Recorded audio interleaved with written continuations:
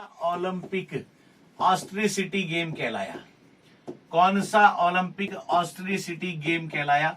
और यहां पर चार ऑप्शन दिए हुए हैं। वो चार ऑप्शन कौन कौन से? 1896, दूसरा ऑप्शन हमारा कौन सा? 1920, तीसरा 1948 और चौथा है 1986।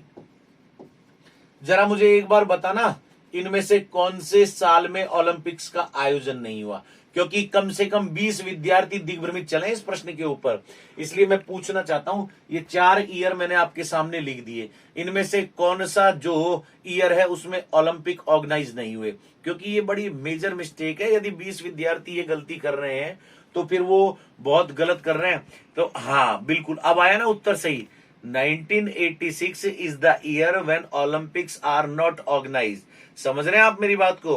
तो 20 विद्यार्थियों ने उत्तर दिया 1986। ये तो ईयर है ही नहीं, ये तो ओलंपिक ईयर है ही नहीं, उसके बावजूद कितने विद्यार्थियों ने उत्तर दिया। अब हम लोग सबसे पहले इन ओलंपिक्स की वेन्यूज को पता कर लेते हैं। 1896 का ओलंपिक कहां पर हुआ? एथेंस में। 1920 का ओलंपिक कहां पर हुआ? एंटवर्प में। और 1948 का ओलंपिक कहां पर हुआ? ये हुआ लंदन में। अब देखिए, ऑस्ट्रिसिटी गेम्स का मतलब क्या होता है?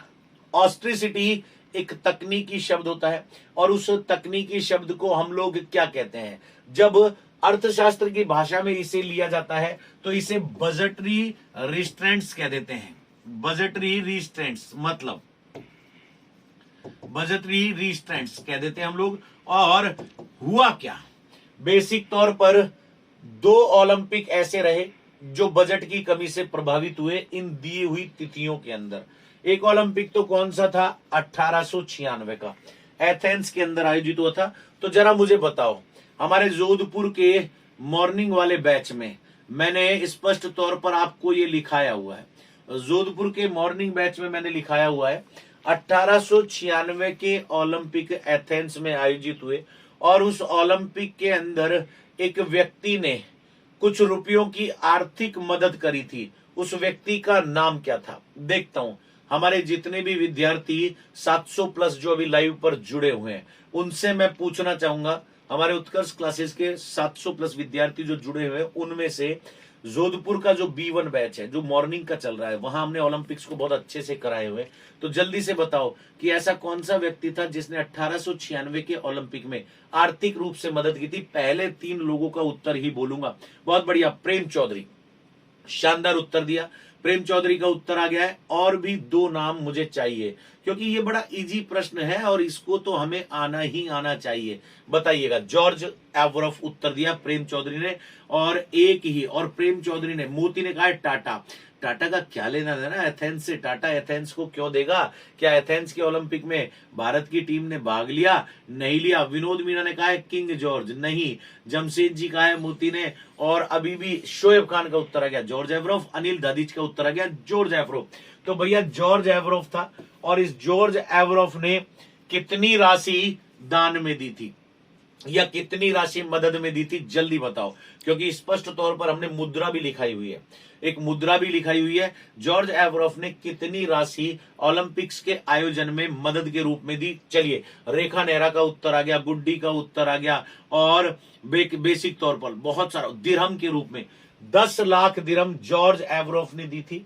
तो बजटरी रिस्ट्रेंट्स की जब हम बात करते हैं, यूनान 1896 के अंदर आर्थिक बदहाली से गुजर रहा था, लेकिन यूनान के अंदर कहीं बजटरी रिस्ट्रेंट्स नाम की कोई चीज नहीं थी। तो यूनान के लोगों ने तो स्पष्ट तौर पर ओलंपिक्स के ऑर्गेनाइजेशन के लिए सहमति दे दी, लेकिन वहां के राजा ने कहा कि सहमति हमने दी है, लेकिन फंड जो है ना वो इंटरनेशनल ओलंपिक कमेटी जुटाएगी।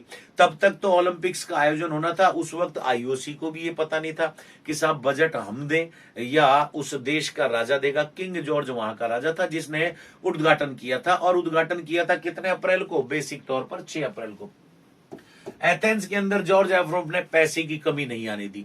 एंटवर्प की जब हम बात करते हैं, यदि एंटवर्प की हम लोग बात करेंगे एंटवर्प, जो बेसिक तौर पर कहा, बेल्जियम की हम लोग बात करते हैं, बेल्जियम का एक शहर है एंटवर्प। क्योंकि आज हम लोग जब शाम के एक सेशन में थे, हमारा जोधपुर का जो B1 बैच चल रहा है, वहां पर एक उत्तर आया था, एक प्रश्न आया था फिनलैंड नाम के देश का। और उस फिनलैंड की देश की जब हमने बात करी ना, तो अचानक से मुझे एकदम से याद आया कि फिनलैंड का एक संबंध ओलंपिक से जुड़ा हुआ है। और हमारे ही तुरंत प्रभाव से एक विद्यार्थी ने उत्तर दिया, ओहो निशा चौधरी क्या कह रही है, सर जयपुर कब आ रहे हो, आपकी याद आ रही है, नहीं तो मैं आत्महत्या कर लूंगा। अरे देवी ऐसे मत करो, मरवाओगे क्या, बाल बच्चे, बड़ा आदमी हूं, ऐसा मत करो, जल्दी आ जाऊंगा जयपुर, मैं निश्चिंत रहो और बढ़िया तरीके से कोर्स करा के जाऊंगा, तुम ही हो माता तुम ही पिता हो, ऐसे मत कहो निशा चौधरी।